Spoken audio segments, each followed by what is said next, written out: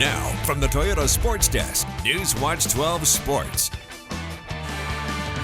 Well, another week gone and another week at the top of the AP Top 25 poll. A 38-17 win at the Big House has got the #1 Oregon Ducks primed to win out and potentially punch a ticket to the Big Ten Championship, especially with Penn State losing on Saturday.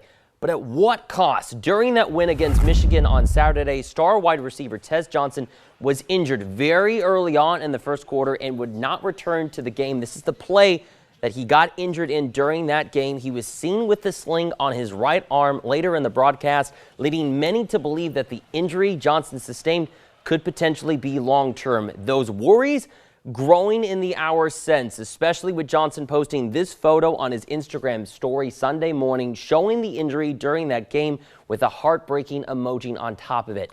Head coach Dan Lanning could not provide any updates on Tez's future status for the rest of the season after the win, but if it is season ending or long-term, Oregon is going to have some big shoes to fill. Thankfully, the Ducks have a ton of depth at wide receiver with wideouts like Justice Lowe, Evan Stewart, and of course, Trayshawn Holden. Now with Johnson's absence yesterday, Holden stepped up with a big-time performance in that win against Michigan. 6 catches for 149 yards. He played a big role in the Ducks' win, and he's going to have to continue to step up in the weeks to come. For Oregon quarterback Dillon Gabriel, there's no doubt that Holden will be ready for the task.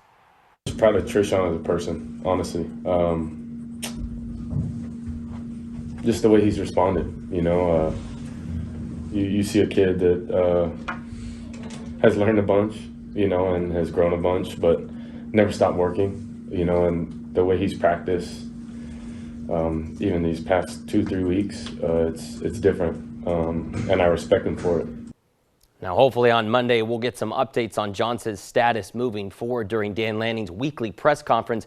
But one way or another, the Ducks are still going to have to prepare for a date with Maryland. The first ever meeting between these two programs, kickoff set at Autzen Stadium for 4 p.m.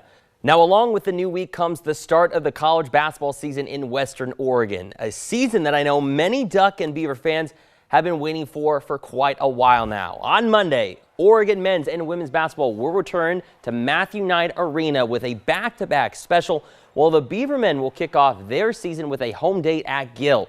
We're going to have a lot of new faces to get to know this year, especially with so many outgoing and incoming transfers this past offseason. You'll get the chance to meet some of them if you decide to head to Matthew Knight Arena on Monday. The Oregon women will kick off the 2024-25 season first with a 4 p.m. tip-off date against Cal Baptist. That game will be quickly followed up by the Oregon men, who will take on UC Riverside at 7:30.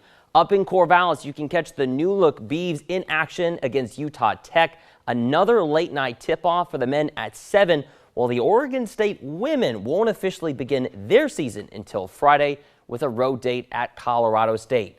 Keeping things in Beaver Nation, Oregon State men's soccer will head into the new week with a 9-3-3 record after tying with San Francisco earlier Sunday afternoon in a 1-1 match. The tying goal coming from freshman Sergi Solins, who with his 12th goal of the season set the new Oregon State freshman record. The Beavers going to be back in action this coming Wednesday at Paul Lorenz Field against Bowling Green.